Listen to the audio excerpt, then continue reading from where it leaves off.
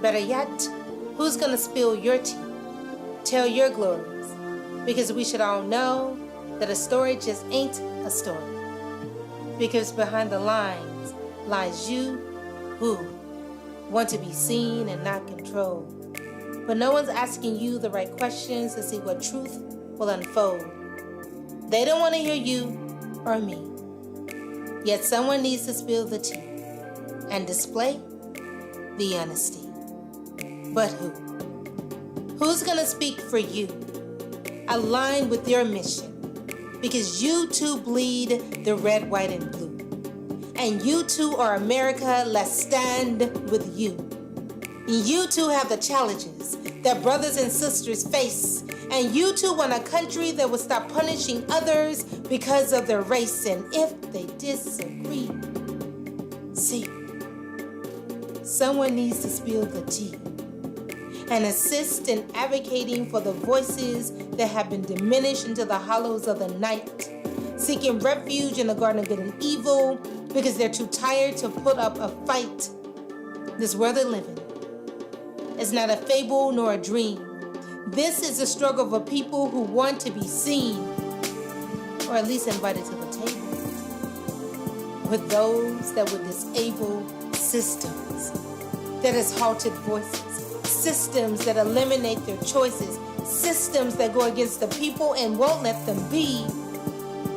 So we ask again, who's gonna speak for me? Who's gonna hear those silent cries? Who's gonna be the one to choose truth over lies? Who's gonna help take off the disguises so we can rise again? You know who. She's always been there for the call of duty for all, you and me. The one at the table with you is Buta. She's amplifying community voices and will give you the cup and the platform to spill your tea.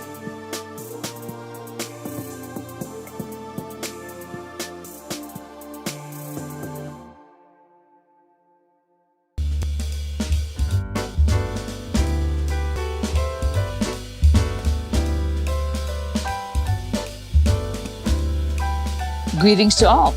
I'm Buta Biberaj, and this is Get the Tea with Buta. Today on our panel, we have Nick Gothard, who is our technical producer. We also have Krysta Jones, who is my co-host. And then today, our special guest is Mr. Khalsa, Kartar Khalsa. Mr. Khalsa has graced us with his presence today to be able to talk about certain things that we're dealing with from a global perspective as far as stress, COVID, and then also how we are able to manage some of these challenges that we're facing. So greetings to you, Mr. Khalsa. Thanks, Buta. So welcome again, and thank you for joining us here at Get the Tea. Now, we went with that phrase really to be able to share with our community that this is a get the information and be able to have those conversations. But that name actually has greater meaning today because you actually are the tea yogi. Well, I got introduced to yoga a long time ago, 40 or 50 years ago, and I've done it fairly faithfully. And in the process, I ran into a tea that was a part of a yoga, tradition or something like that. And we affectionately called it yogi tea. And I eventually, 20 years ago, went to work for that company. It's headquartered in Oregon, and I've always lived on the East Coast, first in Baltimore, and then in Northern Virginia for the last 29 years, I guess. And I have had that affiliation with the tea company. Now, you had mentioned as far as it being originally located out in Portland, Oregon. So, Nick, what do you know about Portland, Oregon? I know a little bit. I haven't lived here long, just 3 years already. But we like tea out here and yoga, it seems. And I think that it's an interesting sort of population interest compared to Loudoun County. And so I think that this conversation is one that I would have expected to have more out here. And so I think that that's one of the great things about your show, is that it's happening for the folks of Loudoun. So this is actually how we came to be introduced to you, Mr. Khalsa, is because Nick was trying to combine the two. So Nick is a Northern Virginian. He's actually a Loudoun local, going to college out in Portland. So that's where, when he combined the two, we were having that conversation. It's like, how do we actually put together tea and yoga and then make it relevant to our community? So Krysta was talking about her experiences with yoga and how it's a little bit more than me being ignorant because I haven't had a yoga class. It's like, do you just get on a mat and you get sweaty and stinky and then you move on? And they were talking about how it is much more broader than that. So Krysta, if you want to lead in as to what your experiences were as to what we wanted to be able to do with this introduction to our community. Absolutely. But I'd just like to add first that I've actually been to Portland. I went about 10 years ago and just got this totally serene feeling. I mean, I was there for about 3 days, but it was just so clean, fresh. We were riding bikes. It was just such a wonderful, wonderful experience. But yes, I took a yoga class almost 10 years ago with my boyfriend at the time. And what we talked about a few days ago was that while it is a great way to exercise, it's really a great way to meditate and be centered, it can also be a communal activity. And I actually did it with my ex-boyfriend to kind of become closer to him, have something we could share together and just experience that together. So I think that's really an additional benefit of yoga. Yeah.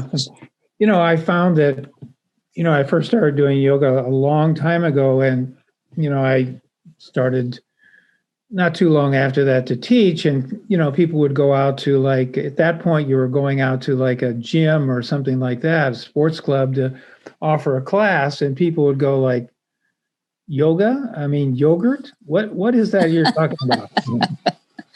Now, I think maybe 35, 38 million people in the United States are doing it. It's just a form of, originally, a long time ago, it was a form of breathing exercise. But that's the original thing, that when the archaeologists dig up the little things of people, from 5,000 years ago, they see them in postures and they see their bellies out, they're breathing, because there was a discovery in the East that if you just put yourself into certain positions and you were aware of your breathing and you slowed down, then your body could open up.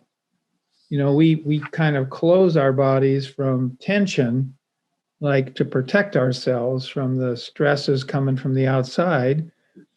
And when you put your body in a certain position and you breathe, or you breathe in certain patterns, then that body crunching opens up and you're back to your normal self. And then your brain works again, and your heart is, at a regular pace, and your breath goes back to a smooth rhythm, and all that kind of stuff happens.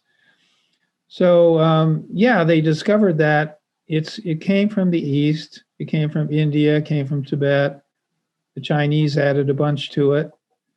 And so we started teaching it, and it was like, people thought it might be yogurt or something, but it makes common sense, and now, I've been doing this for a long time. My wife has been doing it for just as long, only her specialty is training people how to teach it to kids. And she has worked with Loudoun County and Fairfax County, and actually people all over the world. She's taught on, I don't know how many continents, because you can take kids who are overexcited, you know what I mean? It's like they're all jazzed up, or whatever. They're too excited to learn or sit. And you can do some breathing things. You can play games with them, but it's breathing things, and they'll just calm down. On this other hand, they can be all lethargic and not able to pay attention. You can play a different breathing game with them, and they're ready to listen to you. Their brains are working again. So, people find that these things are just natural and they work. And so it is, now it's not surprising that 38 million people are doing it. You know what I mean? So let me follow up with that question, with that point that you just made as far as working with kids. You said that she works within the county as far as the school system, or as a separate provider? She's done both. She developed, what happened was she had a Montessori school a long time ago. We lived first in Baltimore. And then she was a yoga practitioner. So one day she just did a little bit of yoga with the kids in the Montessori school, maybe 10, 15 kids, So then the first thing you do is you sit around the circle and, I don't know, some kind of a process. And she did a little bit of yoga with them. I don't even know what she did, but her assistant said, I don't know what that was, but don't ever not do that again, So she did it as long as she had the school. She gave up the school to get pregnant. And then when our son went to school, that was in Herndon, she offered that to the Montessori school where he went, and they had her come. And then pretty soon, another Montessori school, then another one, then another one. And pretty soon she realized, I can't do all this. I got to train people to do this. So she began to train people, and then it just exploded. And then she went all over the world. China, Hong Kong, Australia, Europe, all over the United States. So she was, the first people that took it were people who were kind of yoga teachers who wanted to teach kids. Then the next thing that started happening was sort of parents and grandparents wanting to work with their own kids. And then the next thing that happened was school teachers. So school teachers began to take her training. And then the next thing that happened was therapists. So now, I don't know, a huge proportion of people that are coming to her trainings, it's like a weekend training, like Friday night, Saturday, Sunday. A very large proportion of them are people who are therapists or school teachers, So let's transition from your wife and her working with kids to now what your specialty or your focus area is. You work predominantly with adults? I do. Okay. I work more with adults and, exclusively with adults. And so two things. One is, before COVID, I just had, I traveled a lot. I traveled for Yogi Tea, so I would offer workshops in those cities sometimes. And then I taught a local class here on Sunday mornings. And then I'm also involved in training teachers. So I've done quite a bit of that locally and in a good number of other cities. Okay. So when you're teaching teachers, so when you're looking at your lesson plan or your goals, what is the intended purpose as to how the teachers are going to use that training and how they're going to employ it in their classrooms if that is the goal?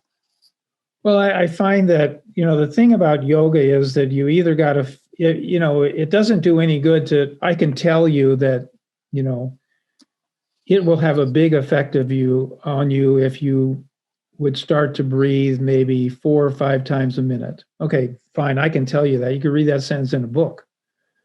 But you won't have any idea what I'm talking about unless I create an experience where you start breathing 4 or 5 times a minute and you realize, oh my God, I feel so different, Now, I might have to have you do a few exercises, let's say you're coming to a class at night. Well, you had stress during the day. We all have it. Maybe you've had some of it for 3 days. Maybe some of it you've been carrying around for 3 weeks or 3 months. So I've got to do something to sort of loosen the stress in your body, but then I can offer the possibility of an experience where you can feel it. If you can feel it, then you're in a position where you can help another person or what it's all about. It's an internal experience. So it's, that's the way I go about it. And that's the way she goes about it too. You can't, unless it's real for the person, it's a head thing. So let's take this into a different room, literally. Here we have a lot of businesses who are not working together with their employees. They've all been asked to go ahead and telework, or as we talk about, working remotely. I'm assuming you had that similar impact of COVID upon you and how you're doing your teaching. So how have you transitioned, if at all? Well, what happened was that I remember going to the yoga center and I was teaching my Sunday class, and they said, well, can you come back on Monday and make some recordings because we aren't going to be able to have you back here. So I did that. And then after about 3 weeks, they said to me, well, people are going to get tired of the same recordings, so we got to do something different. So you got to go on Zoom, I was like, my private response was like, oh my God, I never would think of teaching yoga on the web. You know what I mean? It's like, can't be done. And so I was forced either do that or there's nothing. And I realized that, it's offering people nothing is not a very, helpful thing with everything going on. So I tried it. And the first week I did it, it was sort of okay. But then I made some changes. And the second week, it worked out fine. And by the third or fourth week, I realized that the classes could become more intimate than they were when I was teaching in person. Doesn't mean it's better on the web, but there were just things about the web that were more intimate. And so I have continued to do that, right along. I teach all the time. And I mean, that's like a couple times a week. I teach mostly workshops as opposed to like a Thursday night class or something like that. But, every week I'm teaching something, and people really appreciate it. And oftentimes people stay on, like let's say the class goes for an hour and a half or something, 2 hours. People will stay on and they look at that gallery view and they like to talk to each other because people are missing each other, Mm-hmm. And that's what we actually, when we started talking about having this show, that was one of the intended purposes, is to give people an opportunity to actually be in the room with one another, obviously virtually and safely, but to be able to have that impact, because we are losing the human contact and we're missing it, and it's impacting us in a psychological sense. Could you share with us how yoga is able to support or stabilize stress or any sort of mental distress that individuals may be having?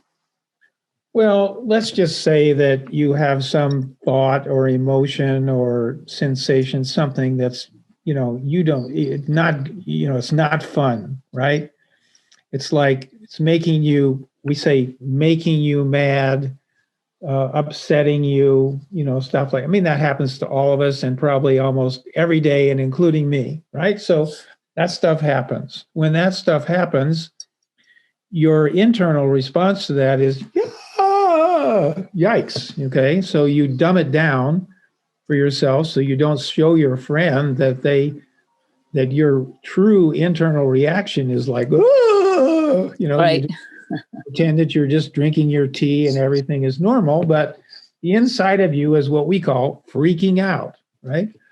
So what that really means in physiological terms is that one of your nervous systems, we call it your sympathetic nervous system, which is connected to the left hemisphere of your brain, is giving you this fight, it's kind of, everybody knows these words, fight or flight. It's giving you this reaction. So your body shifts into a situation because it's in your brainstem. It's very primal. Your body perceives that there's a threat. Now, it might have been only your friend saying something to you didn't want to hear in Starbucks, or it could have been whatever. It could have been much more serious, but your brainstem thinks it's a risk to you.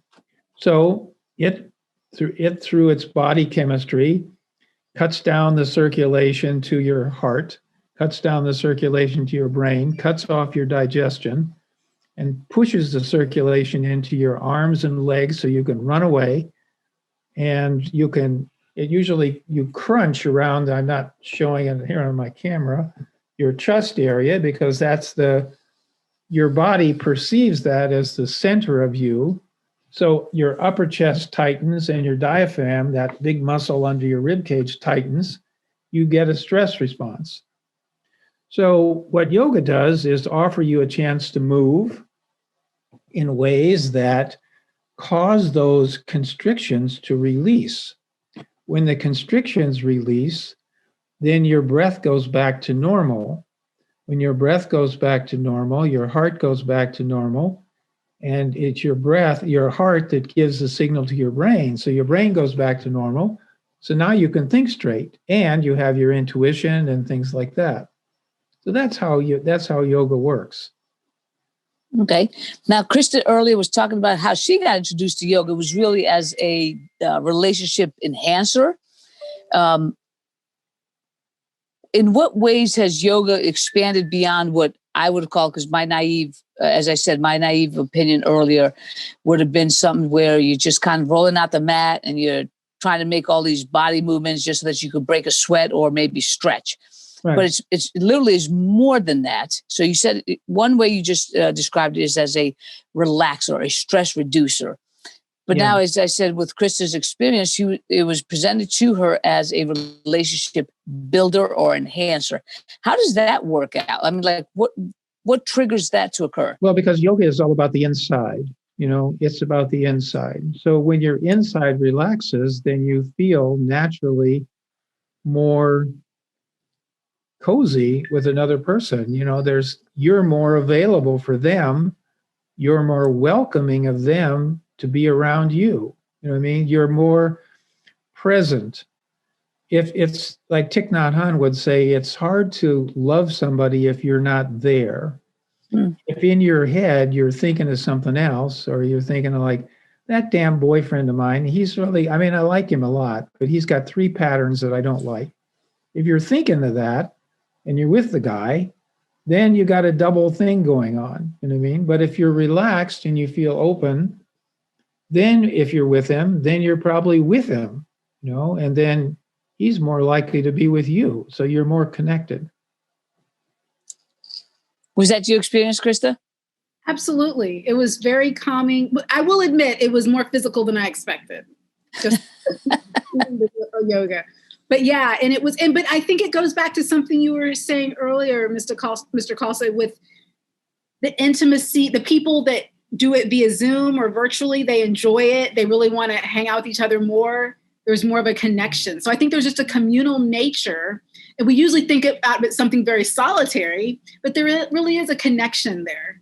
Yeah, I think so too. And there's a lot of kinds of, yoga, it came from the East and it was taught in a certain way. And we're kind of learning that through archaeology and things like that. But the way the American take is, come on, let's make this into power yoga. Let's make this into, hot yoga. Let's sweat our brains out. Let's work our butts off. Let's do this stuff. You know what I mean? And that's all fine. That's all fine. And there's all those schools. It's all existing, and it's all going to continue to exist. And but in the heart of it, it's capable of giving you the possibility of real transformational experience of yourself and other people. So it's all going on all at once. And there's sorry. I feel like there's a stereotype of yoga being for more elite, more well-off people. What types of efforts are being made to make sure it's accessible for everyone? It's a tricky thing. My wife has really pored over this, and we've had multiple conversations because she works with an organization in Chicago called I Grow Chicago, which is right in the thick of the worst, most violent neighborhood in Chicago. And I have worked with them also. And so the idea is, it's, you want to provide it and you want to kind of stretch yourself to make it available. It's also, you kind of have to look at it on the perspective. If you're struggling to stay alive, if you're struggling to, if it's a real thing about whether your son is going to get shot to death on the street before he reaches, I don't know, 24 or something like that, then whether you go to yoga class is like less, it's not as high on your priority list. You're not as attracted to the idea of a deep inner stillness kind of experience as you are to just like, we got to pay the freaking rent, So you kind of, it's been a tricky scenario. Our hearts are into it, but it's just, it'll manifest as it does. We'll see how it all works out. So let's just change then your focus a little bit, because you were talking about how in the inner cities and especially in Chicago, because of a safety factor, that might not be the right venue to be able to successfully do it. Here in Loudoun County, we're one of the safest communities in the nation. What can we do, or I use the word we when I really mean you. What can you do to be able to expand this, to provide it to our younger generation who are dealing with a lot of these stresses at home and may not know how to manage them? Well, one of my friends was a guy, I don't think he's still living. His name was Bo Lozoff, and he made it his life. He, at some point in his earlier life, he got onto yoga.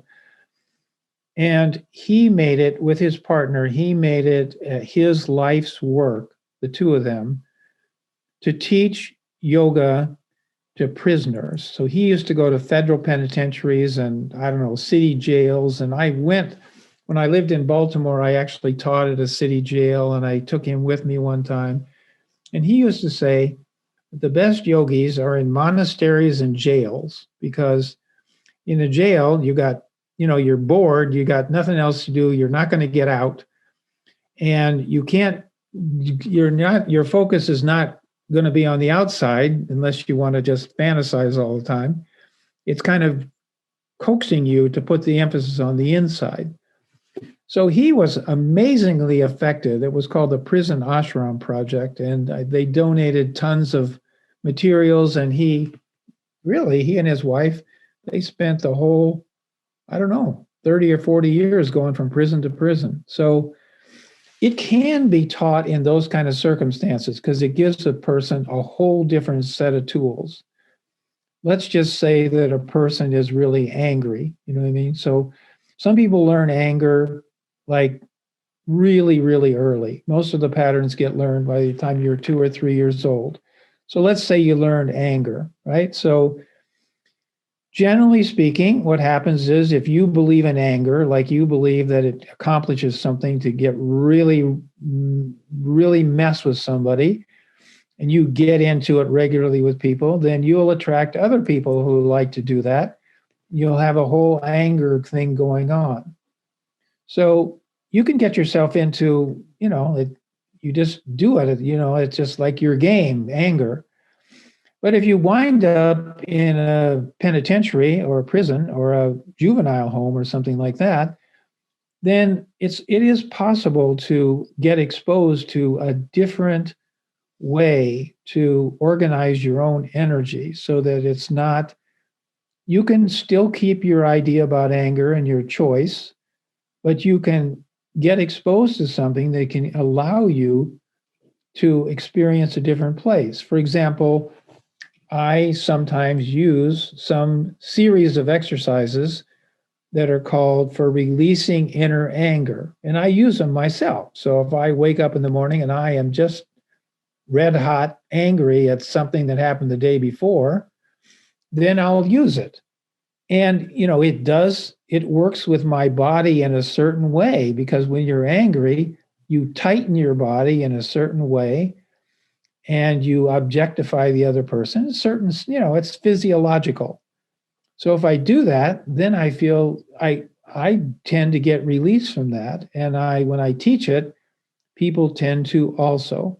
So that kind of thing, I think, we get further down the road. It might take 10 years, might take 20, might take 30. But these are going to be kind of things that are going to be available to people to shift out of these deeper patterns. You know what I mean? Anger being one of them, but, helplessness is one. There's a whole bunch of them. And Buta, you deal with people who are, have been doing these patterns for a good long time, and they get themselves into serious trouble because they get locked into these patterns.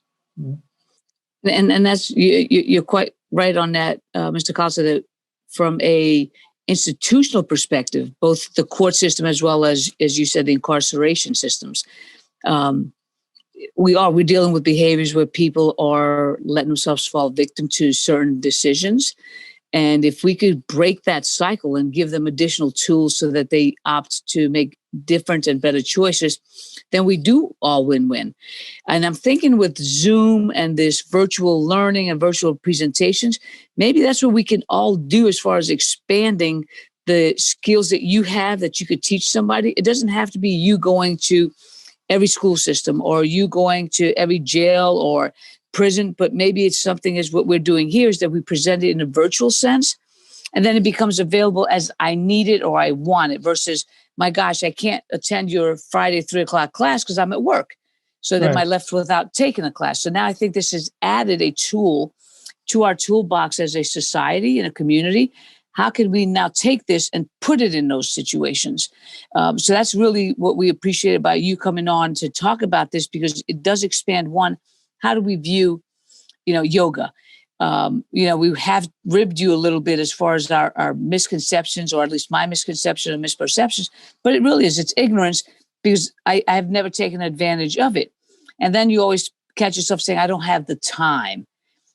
But in hearing you speak, there seems to be ways that you could do it in a very truncated basis, that I don't have to have the hour and a half or 2 hours to take yoga, but I could do yoga exercises in the moment. So if somebody's coming to you and saying, you know what, I have a staff of 20 attorneys. We're in and out of court all day long.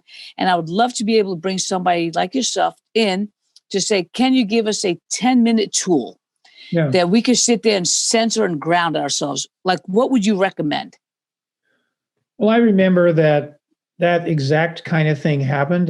When I worked for Yogi T, I was on the sales side. So I used to fly to different cities and talk to organizations that were like, there was an organization in St. Paul, Minnesota that was an alliance of like 300 or 350 health food stores. So they had an admin office in St. Paul, and I don't know, maybe 15 people, 18 people there. And I used to call on them. And then one time I said to them, if you want, I'm coming there for the meeting, but I'll come 20 minutes early and I'll just teach one thing for anxiety.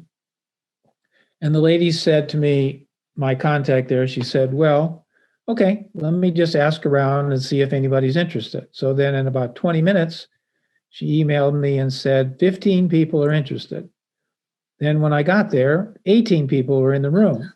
So what I taught them was, first of all, I taught them, like how you can, like what happens is we say, we use these words for like, she made me feel, that made me feel, I'm freaked out.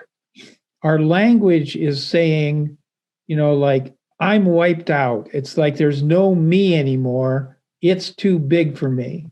That's the way we put it. That's what our language is. So, of course, language affects the brain. So we're putting that stuff in our brain, right?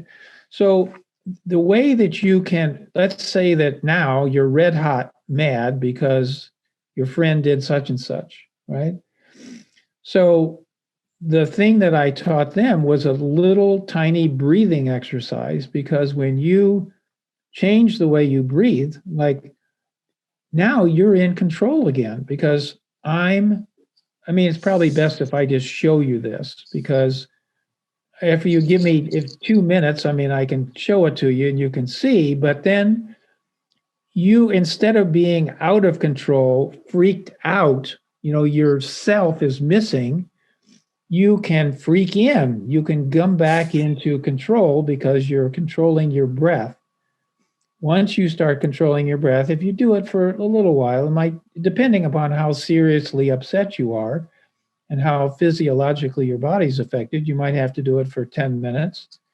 you might have to do something else in addition if you're really red hot, but it changes you, and you change the way you breathe, you change the rhythm of your heart, and that changes the frequency of your mind. So then you're back to then you're not freaked out, you're freaked in. You know what I mean? So here's what I taught them. I just said, you breathe in 4 parts, 4 sniffs, like, and then you count to yourself 4, 1, 2, 3, 4, and then you exhale in 4 sniffs, and you hold out for 4, 1, 2, 3, 4, and you continue that for a little while. You'll find that you will settle yourself down. So some people think, okay, all right, he told me that. I tried it. I did 1 minute of it, and it doesn't work. That crap doesn't work. Okay. Well, I mean, it's physics. It's not woo-woo, it's science. You've got to engage your body physiologically long enough to change the rhythm of your breath and your heart. We normally breathe about, for men in the United States, it's about 18 to 20 times a minute. For women, it's about 20 to 22 times a minute. So, it seems like if you get down to 4 or 5, you just go into a different zone. So if I tell you, okay, Buta, I've got you on a stopwatch, don't breathe more than 4 or 5 times a minute, you're going to go like, yikes, how am I going to do that? But if I say to you, Buta, just follow me for 1 minute, and then inhale in 4 sniffs and count to 4, and exhale in 4 sniffs and count out to 4, then you will essentially be breathing, that'll take about 16 seconds. So you'll be breathing slightly less than 4 times a minute. So yeah, you might have to do it for 5 or 10 minutes, but I'll bet you it'll have an effect. So that's what I taught those people in St. Paul, and they were like, oh my God, why didn't anybody teach? Why am I 50 years old and I'm learning this? You know what I mean? So I'm going to lie and say I am 50 years old and I'm just learning this. I might be a little bit older, but we're going to leave that part alone. But yes, this is actually the first time that I've had anybody kind of talk me through it.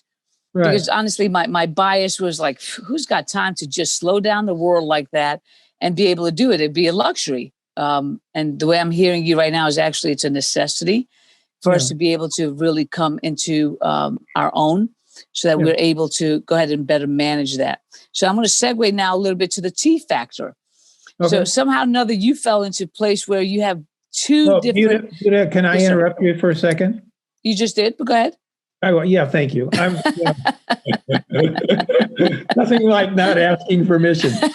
So that was disguised as asking permission. So I know you're interested in criminal justice, okay? And I just want to add one thing here, because I go to yoga events regularly twice a year, where there's like a couple thousand people, 1,000 to a couple thousand people. And now we have to have round-the-clock sheriff's deputies. We have to hire them to watch the perimeter, because people in turbans are not exactly, welcome in a lot of places. So, all right. So I've had several conversations to offer this. I have a friend who's on the faculty at Harvard Medical School. I mean, I've got a lot of friends who are doctors and people who have done research on this and NIH grants, and, you can show that stuff. But anyway, we offered it to these police departments. There's one in New Mexico and one in Florida. Well, they didn't take us up on it, but eventually that's going to happen. You know what I mean?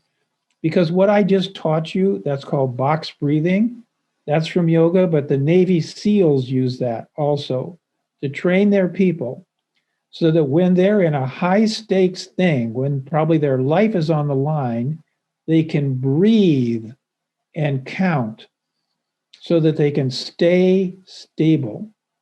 Now, just go to the situation that we have now, where we're not offering our police people, our first responders, we don't know these kind of tools. We don't know to offer them.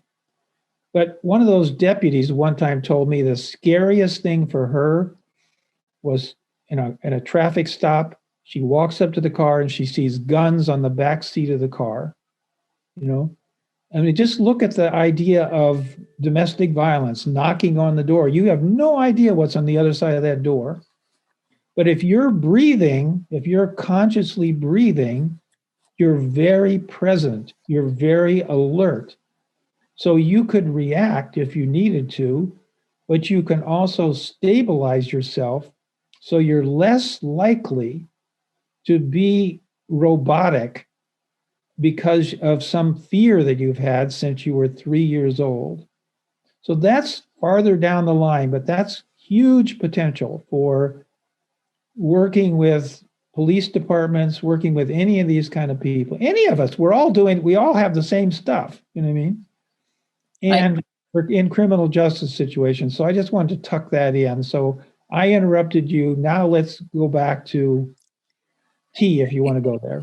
Yeah, but you played me, because one of my favorite topics is criminal justice. So anytime you want to interrupt me to segue that commercial to that, I am like a big fish on a very big hook, and I'm just done. You might as well reel me out of the water, because you took me along with you, because that really is the passion, because we want to make those huge impacts to our community by doing things differently. And what you just said is you reimagined how we could do our law enforcement. You reimagined what we could do in our prison system to be able to help people have different tools so that, one, they keep safe, but they also keep calm. Because it is, if I'm anxious about how I'm approaching a vehicle, or I'm approaching a house, then I should be anxious because safety is primary. But then if I'm not able to calm that down, then I do have that flight or fight mentality. I can't flee because I'm law enforcement, I'm coming there for a purpose, then it does ramp it up. So I appreciate you actually taking it into that direction, because that's huge, especially with what we saw happening within the last year of 2020 and the position law enforcement finds themselves, the position our communities find ourselves. And we do have to figure out is how do we build that expectation that we all can be safe with one another. Yeah. And it's going to be our perception and how we come upon a scene to be much more calmer and in control rather than submitting to the lack of control. Yeah.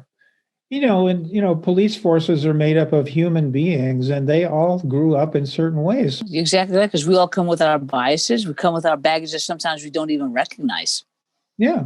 That's the threat to how we respond, is if we don't recognize it, we can't atone for it, nor can we adjust for it. We just kind of fall victim to it. So yeah, you're exactly right. That's a great example. I really appreciate that. So I am going to segue a little bit to our tea conversation. Yeah. And that really is because I will tell you this, I am not a tea connoisseur. I flavor the berries, right? That would be my choice. But anyway, you go to a store now, what you have is you don't have the old Lipton Bay. Like, you had Lipton and you had Lipton Lemon. Those were the kind of the flavors growing up when I grew up in New York City. Now you go into almost anywhere, be it Harris Teeter or Giant or any of the supermarkets, you might have literally a slew of 20, 30 different flavors. And each one says it does something different. How do you, as, again, our yogi tea guy, how do you educate somebody to be able to say, these are the type of teas that, depending on what your wants or needs are, how do you pick and choose a tea? Well, the thing is that, in the East, one group of people really, deeply worked with how you can move the human body, how you can breathe, and how you can change the physiology of the body, the things we've been talking about.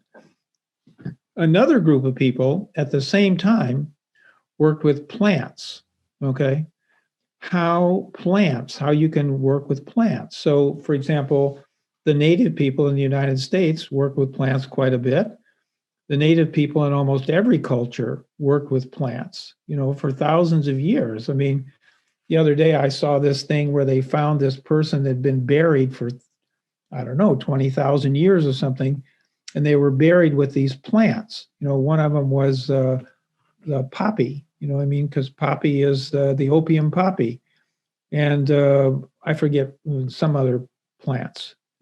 So we know that plants have a big effect on the body. For example, you know that if you make a drink out of the fruit of the coffee plant, that it's going to wake you up because it's got caffeine in there. You know that if you take valerian root, or not everybody knows this, but lots of people do, and you take valerian root, it's going to slow you down.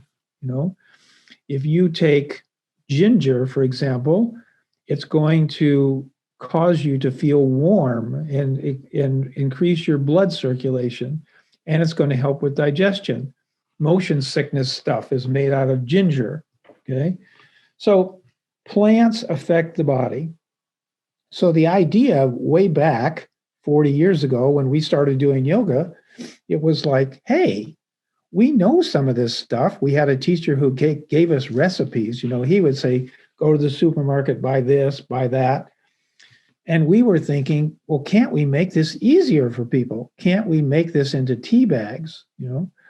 So we made, let's say the first tea I think was maybe ginger or lemon ginger, which those are digestion teas and circulation teas. Like if you feel a little chilled or something like that, then those things are going to have some effect on your body. And a lot of people kind of intuitively know that if you drink lemon or put lemon in your water or something, it's going to affect things, So we started with that.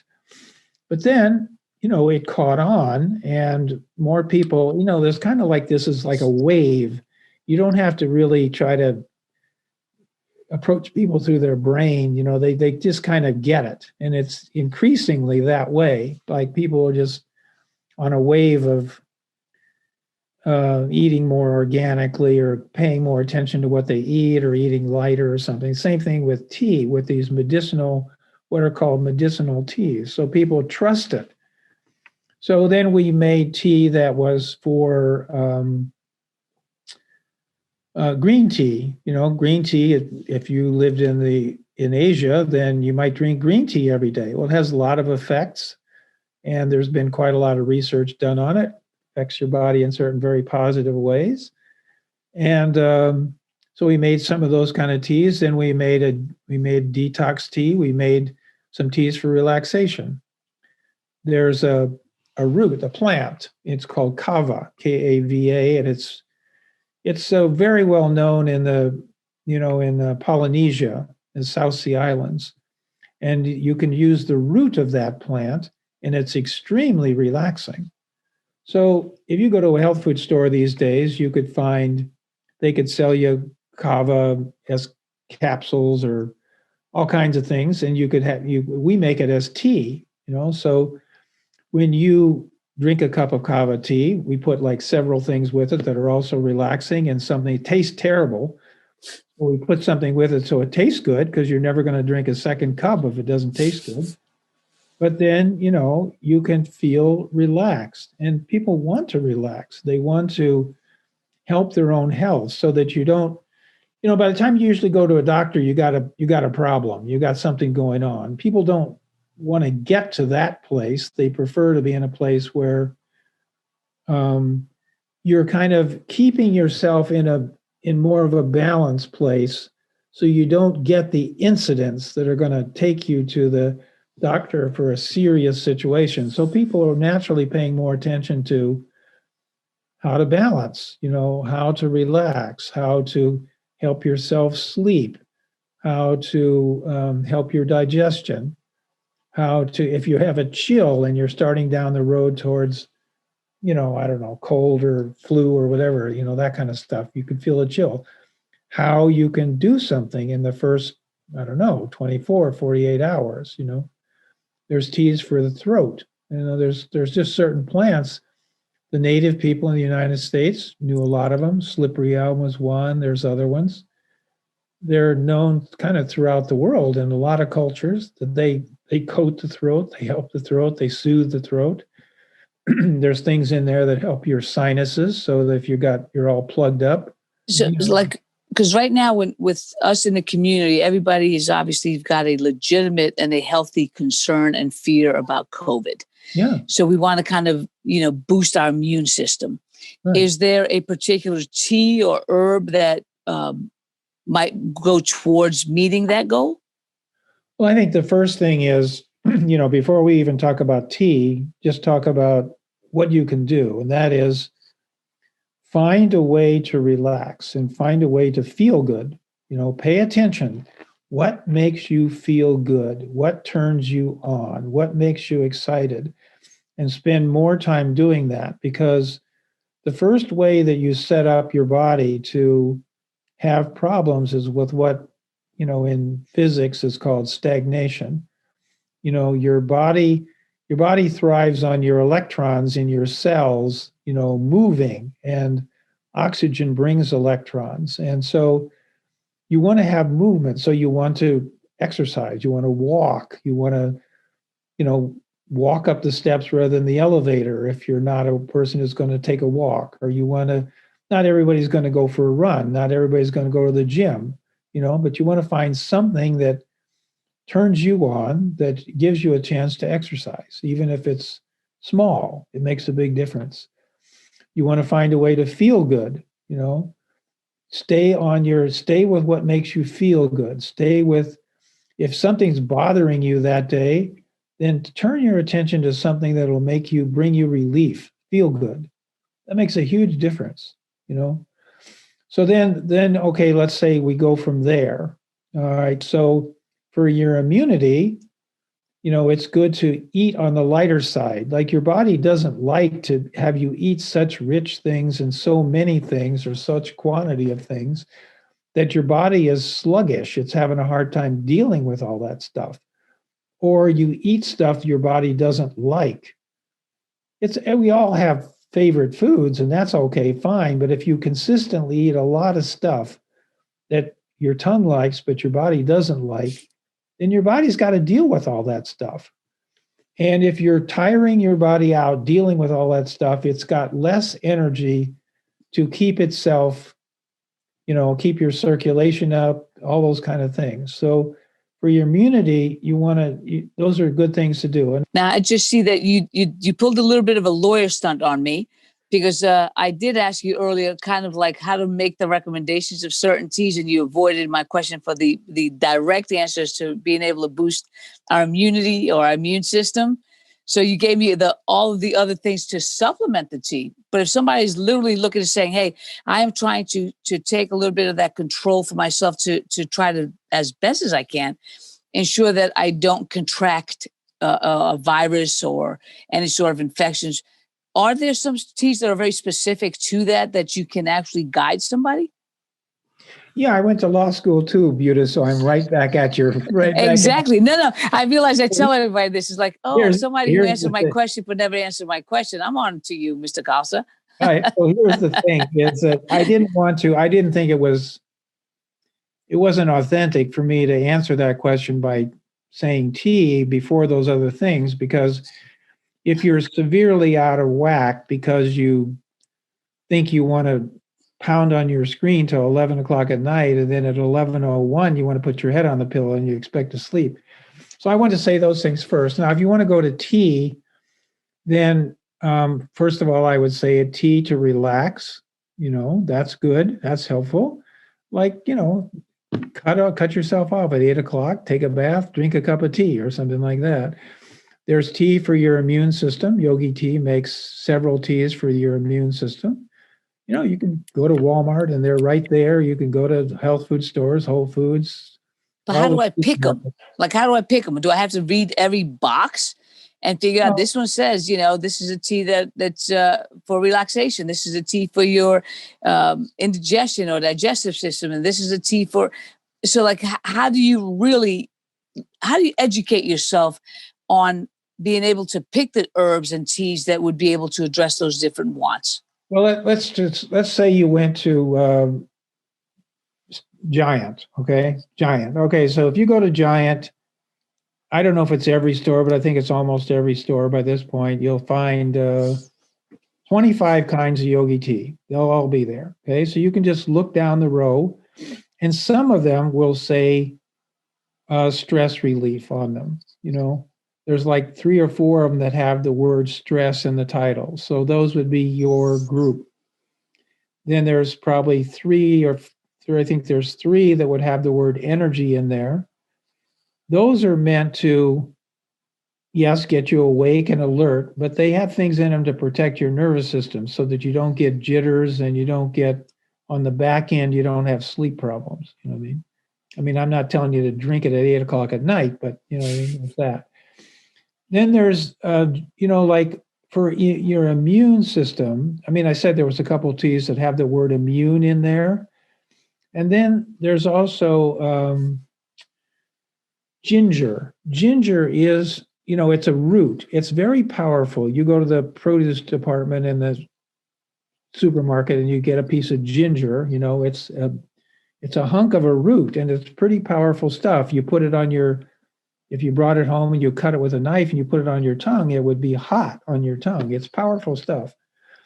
Ginger brings warmth to your body. So if you're cold to yourself, let's say you're just too brainy, okay, and you're all in your head, you're leaving your cold to your body. Your head is all juiced up and you're all ready to go, but your heart is not ready to go. It's like a head-heart thing. You know what I mean?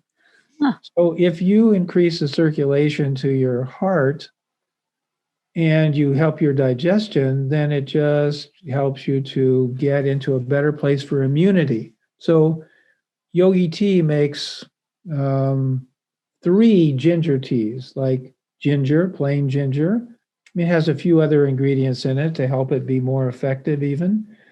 Then they make lemon ginger. You add lemon and it makes it even stronger for digestion. Then they make one with mango ginger, and mango softens the ginger. Because some people, and ginger is powerful, as I said, and for some people, ginger is, they might think like, I might want to take ginger tea, but has too much bite. You know what I mean? It's not for me. But mango ginger would be soothing, a ginger tea soothing, for people. Those are all things that are going to really help. And then, of course, immunity too. If part of immunity is being able to sleep, there's a couple teas that each have a different approach medicinally, physiologically, to helping you sleep. And, and that helps your immunity too. If you can sleep, that's a huge thing for your immunity. Mm-hmm. Oh, very cool. Because that's what everybody's always looking for. And I'll speak for myself, is just trying to find that right balance. And you just talked about the head and the heart. So I think I need to increase my ginger intake because I am all up in my head. And I do need to figure out how to have that balance. And that's something I do appreciate you sharing with us. And we weren't trying to pigeonhole you or put you in a position where you're feeling like you have to promote the tea aspect. But really the balance for us was, here you take 2 options that people have. One is as to what they put into their bodies, which is the tea, and then also how they move the body, which is the yoga. And you gave us an excellent combination to be able to combine, obviously, the 2 of them. So give us a little bit of information as far as if someone is trying to, let's say, start to take advantage of it to learn more about yoga. If they were to go online, they don't want to make the commitment to a class yet, but maybe they're comfortable in trying to something that might be available online. What resources would you say they have if you were to give 3 that they could go ahead and pursue? Well, I think what I would say is to encourage people to go on maybe YouTube, because I think people have a better sense if they watch a video. I mean, you can even maybe watch something for 3 minutes or 5 minutes. Sometimes I make live Facebook posts that are like 3 minutes, and I'll teach something for anxiety. If people kind of watch something and they get a feel for something, I think that's probably better.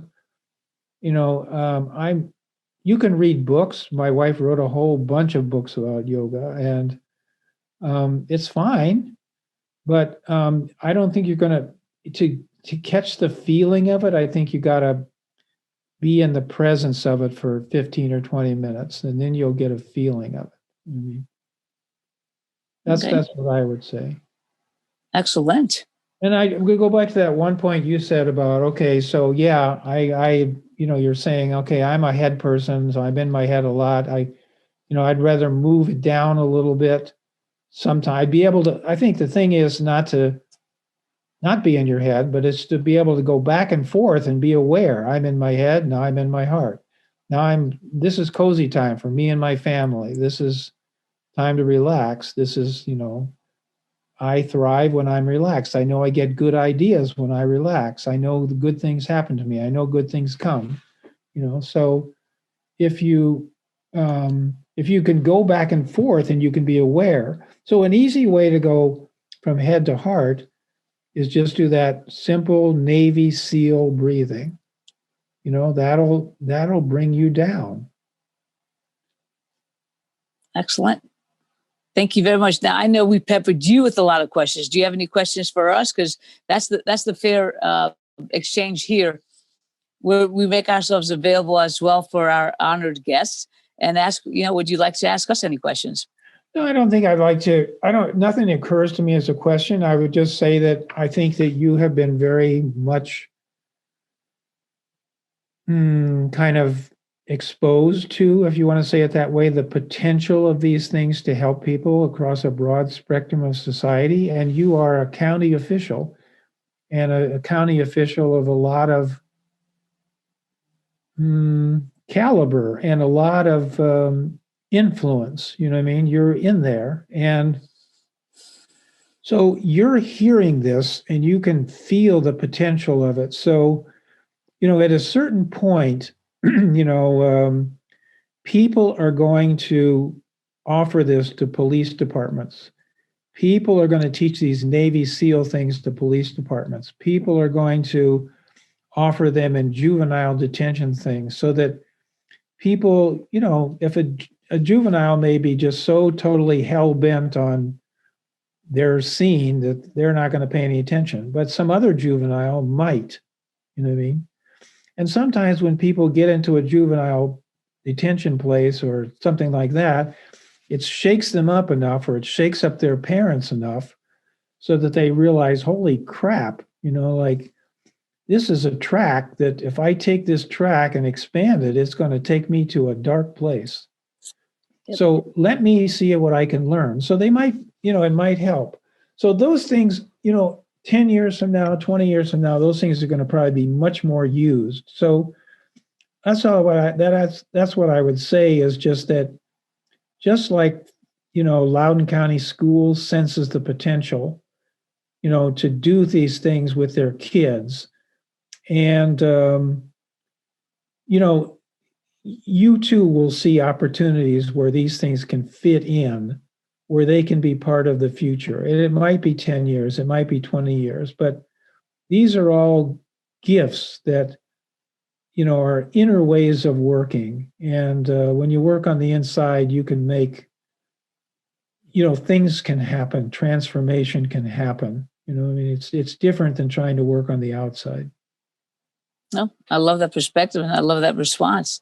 And you're exactly right with the opportunities that I have been given, and that all of us here have been given, is to be able to take some of these ideas that we're learning from our community and try to introduce them to our other aspects of our communities. Because really,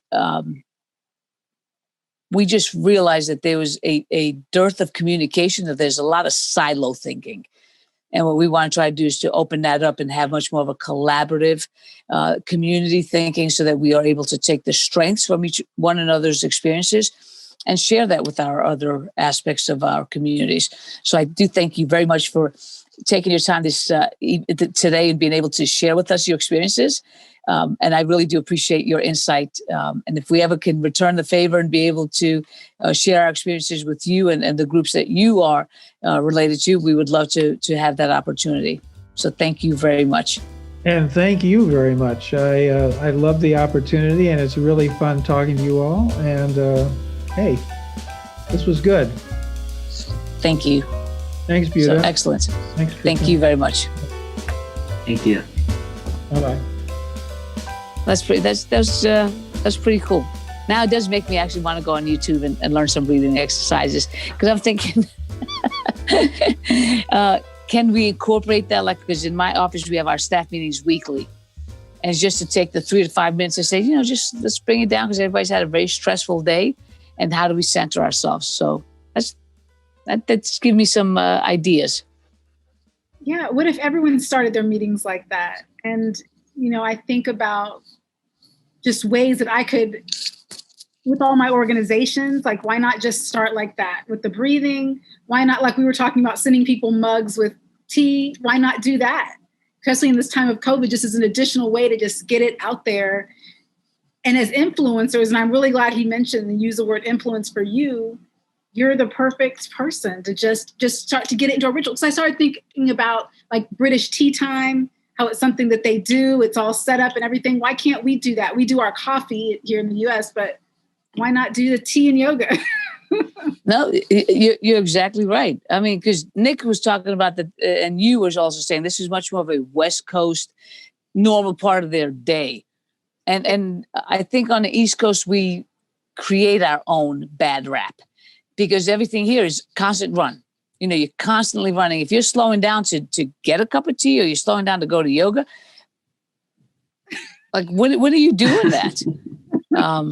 So yeah. How do you guys do it out on the West Coast, Nick? There's no such thing as time. We just, no. I don't know. I feel like there's, and it's not like I've lived here my whole life, but there's a certain sectioning, I guess, devoted to the care of self, that I don't feel all the time when I'm off on the East Coast. And there's, just a certain consideration lent to you, not just person to person, but, like boss to worker and things like that. This consideration about like time for yourself and activities for yourself. And I think some of it is, fueled by the nature that we have, and just sort of the way that has influenced the lifestyle that we have to a certain degree. But I mean, we have like beautiful trees and stuff on the East Coast. It's not like that culture shift can't happen, but it's just, I feel like, there's less of a stigma associated with saying, I'm going to take some time for myself, or I'm going to, like start doing this to improve myself, or do these breathing things because it's the right thing to do. And so I feel like that there's less of that stigma, both within yourself, like more people are willing to do it, but also in your networks. Like if you say that, I feel like more people are going to say like, oh, go for it, like, or I support you, or that sort of thing. So I think it's super interesting, but not an impossible transition for our communities in Loudoun to make, to better themselves. I think the challenge really, and I'll speak personally for me, it's because I always feel like I'm competing with time. I've got so many things I want to do that if you take that time, then that means you took it away from something that you could have done, in furtherance of those goals. So that really for me is the biggest challenge. I'm going to do that later. And then how life is, later gets filled with something else. So yeah, I got to try to figure out is how to change my own mindset. So that's pretty much the challenge that I have in trying to figure that out. Mm-hmm. Yeah. And I think definitely what we talked about, earlier in the episode about the work-life creep, how it's sort of taking a little bit more time after work hours and a little bit more time before work hours because we're stuck at home.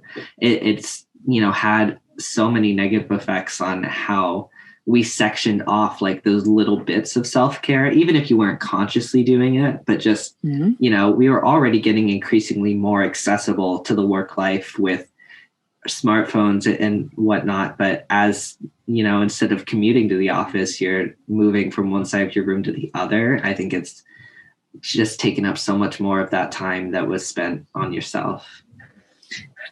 Think about this, because Krysta, when you normally work in the office, what is your commute? 15 minutes. Okay. If I lived in Arlington, yeah. Right. But in that 15 minutes, that was kind of like you time. You know, now, as Nick said, you get up and you roll out of bed, shower, do all those things, and then you go into your room. You've got literally a 30-second transition. So you've lost that little bit of being able to, you know, let me breathe and exhale and transition to the me versus the worker person. So, You know, yeah. I would say the only thing that's different though is I exercised more last year than I did previously. Because I wanted to get outside. Now, obviously, I chose not to go to a gym, but that was the only positive. Well, that was a positive. Right. Yeah. That's pretty cool, though. So awesome. Well, thank you both for being part of today's show. So we really appreciate your time.